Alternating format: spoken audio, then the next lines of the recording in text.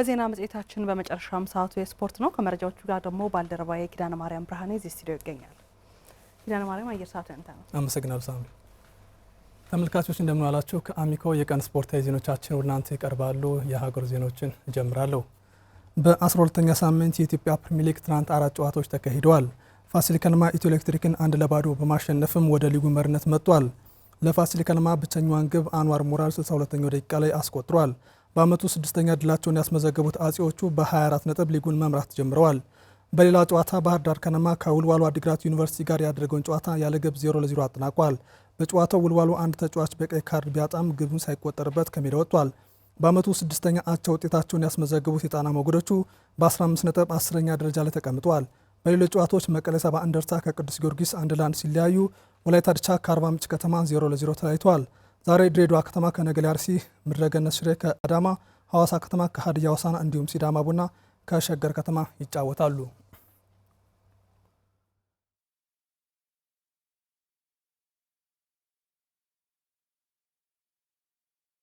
በወሎ ዩኒቨርሲቲ የጥንት አትሌቲክስ ማሰልጠኛ ማዕከል ውጤታማ አትሌቶችን በማፍራት ላይ እንደሚገኝ የማዕከሉ ስራ አስኪያጅ አቶ መሐመድ አለባቸው ተናገሩ።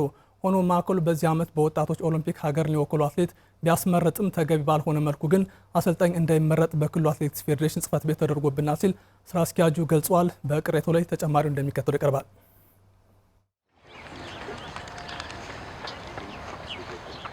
በበጎ ጎን ለሀገራችን አትሌቲክስ እድገት አስተዋጽኦ እያደረጉ ከሚገኙ የአትሌቲክስ ማዕከላት መካከል አንዱ ነው በወሎ ዩኒቨርሲቲ የተንታ አትሌቲክስ ማሰልጠኛ ማዕከል። ማዕከሉ አሁን ላይ በሁለቱም ጾታ 55 አትሌቶችን በመያዝ ተገቢውን ስልጠና እየሰጠ ሲሆን በያዝነው ዓመትም ከማዕከሉ የተገኙ አቅም ያላቸው አትሌቶች ክልሉን ብሎም ሀገርን የመወከል እድልን አግኝተዋል። ይህንንም በስልክ ከአሚኮ ጋር ቆይታ ያደረጉት የማዕከሉ ስራ አስኪያጅ አቶ መሐመድ አለባቸው ነግረውናል።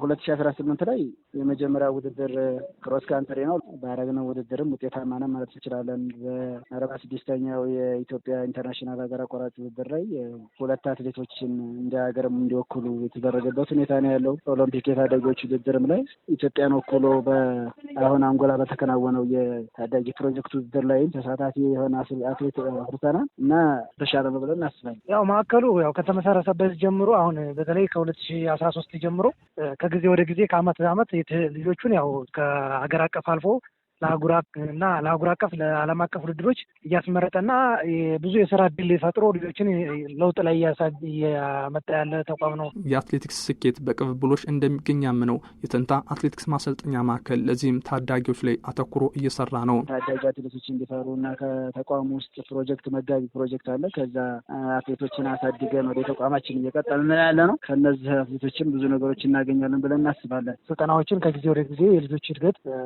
የሚያርግበት መንገድ ያው እየጣርን ያለ ነው። ታዲያ ይኸው በወሎ ዩኒቨርሲቲ የሚተዳደረውና ብቁ አትሌቶችን ለማፍራት እየተጋ ያለው ማዕከል በአማራ ክልል አትሌቲክስ ፌዴሬሽን እየተደረገለት ያለው ክትትል ምን ይመስላል ላልነው ጥያቄም ዋና ስራ አስኪያጁ ተከታዩን ምላሽ ሰጥተዋል። የማቴሪያል እጥረት አለ። የድጋፍና ክትትል ከክልሉም በኩል ችግር አለ። ምናልባት በዘንድሮ የተወሰኑ ማቴሪያሎችን ለመደገፍ ሞክረዋል። ከአሰልጣኝ ምርጫ ጋር በተያያዘም በክልሉ አትሌቲክስ ፌዴሬሽን ቅሬታ እንዳላቸው ነው የገለጹት። ለመሆኑ ቅሬታው ምን ይሆን? ቅሬታ አለ። ምክንያቱም በክልሉ አትሌቲክስ ፌዴሬሽን በኩል አሁን ኦሎምፒክ ከወሰዳቸው አትሌቶች መካከል አንዱ አትሌት የኛ ነው። እሱን ስናስመርጥ አንድ አሰልጣኝ አብሮ ተመርጦ መር ነበረበት። እሱ ኢፍትሐዊ በሆነ መንገድ ሌላ አሰልጣኝ እንዲላክ ተደርጎ ባላስመረጣቸው አትሌቶች እንዲላክ የተደረገበት ሁኔታ ያለ። እኛም ለተነሳው ቅሬታ ምላሽ እንዲሰጡን በስልክ የአማራ ክልል አትሌቲክስ ፌዴሬሽን ጽሕፈት ቤት ኃላፊን አቶ አብርሃም ገነቱን ጠይቀናል። ቅሬታ እኔ ጋዜጠኛም በዚህ ጉዳይ እንዲጠይቀኝ አልፈልግም። ምላሽ አልሰጥ አለ። በዚህ ጉዳይ ላይ ጽሕፈት ቤት ኃላፊው ምላሽ አልሰጥም ብሏል በለው። ለእነሱ ምላሽ የለኝም ነው ባጭሩ። በዚህ መልኩ የጽሕፈት ቤት ኃላፊው ለጉዳዩ ምላሽ ለመስጠት ፈቃደኛ ሳይሆኑ ቀርተዋል። ያም ሆኖ ቅሬታ ያለበት የተንታ አትሌቲክስ ማሰልጠኛ ማዕከል ግን ቅሬታውን በደብዳቤ ለክልሉም ለሀገር አቀፉም አትሌቲክስ ፌዴሬሽን ማስገባቱን አሚኮ አረጋግጧል። በአንጎላ የተካሄደው የአፍሪካ ወጣቶች ኦሎምፒክ ኢትዮጵያ በአዳዲስ ስፖርተኞች ለወደፊት ተስፋ የሆኑ ስፖርተኞችን ያየችበት ሆኗል ሲል የስፖርት ሳይንስ መምህሩ ዋሲሁን አባተ ተናገሩ። የተመዘገበውን አበረታች ውጤት ለማስቀጠል የባለሙያዎችን አቅም ማሳደግ፣ ለታዳጊዎች ተከታታይ ሳይንሳዊ ስልጠናዎች መስጠትም ያስፈልጋል ሲሉ አሳስበዋል። ሀና ማርያም መስፍን ተጨማሪውን እንደሚከተሉት አቀርበዋለች።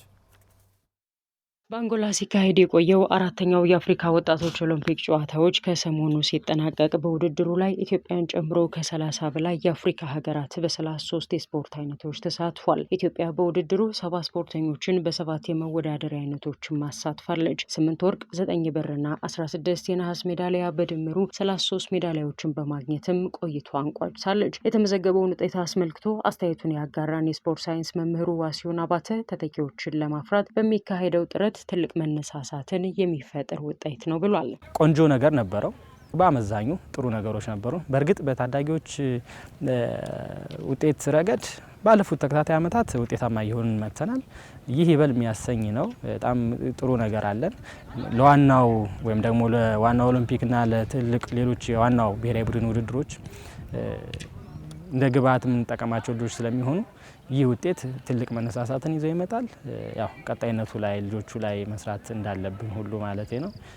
ስለዚህ እንደ አጠቃላይ ጥሩ የነበረ ውድድር ነው ማለት እንችላለን። በእርግጥ በቀደሙ መድረኮች በወጣቶች የሚመዘገቡ ውጤቶች አንገት ባያስደፉም ከተገቢ እድሜ አኳያ ጥያቄዎች ይነሳሉ። ይህንንም ለመቀነስ በትብብር መሰራቱ ደግሞ ውጤቱንም ተሳታፊዎችንም የተሻሉ አድርጓቸዋል ሲልም በጥንካሬ የስፖርት ሳይንስ መምህሩ ያነሳል። አሁን ባለው መጠነኛም ቢሆን ያለው መነሳሳት ጥሩ ውጤቶችን እንዳየን እታዘባለሁ። በዚሁ የምንቀጥል ከሆነ ምናልባት እነዚህ ታዳጊዎች በተለያዩ የስፖርት አይነቶች የኦሎምፒክ ጨዋታዎች በካራቴ ተሳትፈናል።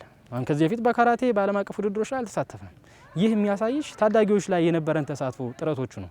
በሂደት አሁን ከተሳተፍንባቸው 7 ስፖርት አይነቶች ባለፈ በሌሎችም የስፖርት አይነቶች ያዳበርን ስንመጣ በዓለም አቀፍ ተሳትፏችን ከፍ ይላል። ያ ደግሞ ሚኒማ እያሟላን ለዓለም ለኦሎምፒክ ጨዋታዎችና ለዓለም ሻምፒዮና እንዲሁም ለሌሎች ውድድሮች ተተኪዎችን የምናገኝበት እድል ስለሚፈጥርልን መልካም ሂደት ነው ማለት እንችላለን። ታዲያ ቀጣዩ ጥያቄ እነዚህን ተተኪዎች እንዴት ለዋናዎቹ ውድድሮች ጠብቀን እናውቃቸው የሚለው ነው። ያሉን ባለሙያዎች ያሉን ባለተሰጥኦ አትሌቶችን ካምፕ ማድረግ፣ አንድ ቦታ ላይ ማቆየት፣ እርስ በርስ ያላቸው መግባባት ማሳደግ፣ ባለሙያዎችን ስልጠና እንዲያገኙ ማድረግ፣ የኛ አሰልጣኞች የአቅም ማሻሻያ የሙያ ማሻሻያ ስልጠናዎችን የደረጃ ማሻሻያ ስልጠናዎችን የሚያገኙት ከስንት ዓመት አንዴ ነው። አንዴ ትራክ ውስጥ የገቡ አሰልጣኞችን እንጂ ታች ያሉ ታዳጊዎች ላይ የሚሰሩ አሰልጣኞች በዚህ ረገድ ተጠቃሚ ሲሆኑ አናስተውልም እና ይሄ የሚያሳይሽ መጠነኛ የሆነ የቅንጅት አሰራር ክፍተት እንዳለ ማሳያ ነውና በዋናነት ተተኪዎችን ይዞ ለመቆየት የስልጠና ማዕከላት ትልቁን ድርሻ ይወስዳሉ። በተለይ የኢትዮጵያ ስፖርት አካዳሚ በእኔ እምነት ትልቁን ድርሻ ይወስዳል። ሀገራዊ ኃላፊነትም አለበት።